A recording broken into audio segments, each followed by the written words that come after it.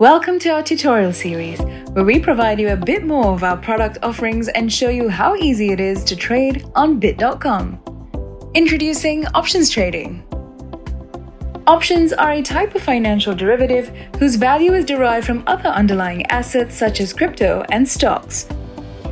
An option is an agreement between two individuals that gives the buyer of the option the right to trade an underlying asset at an agreed price on an agreed date.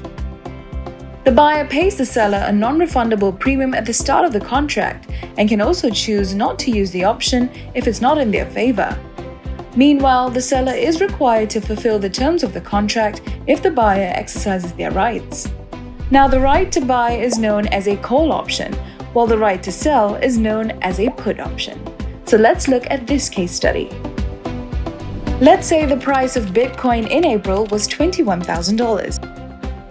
As a trader, you believe the price will be much higher by the end of May, so you bought one call option, also known as a long call option, at a strike price of $25,000 for a 0.015 Bitcoin premium per contract, which expires on May the 31st. By doing some simple calculation, your premium price was $315 based on this formula.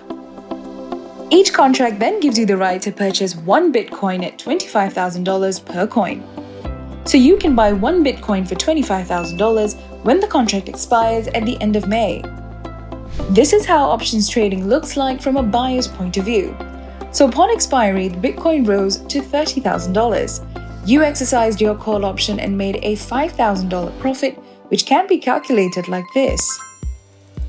This means your total take-home is now $4,685, excluding the premium of $315 that you paid. However, when we look at this from a seller's point of view, the seller of this call option incurs the $4,685 loss because he must sell Bitcoin to you at $25,000, though the market price for Bitcoin is $30,000. And there you have it, an easy way to understand and navigate options trading. Head over to bit.com to start your trading journey today.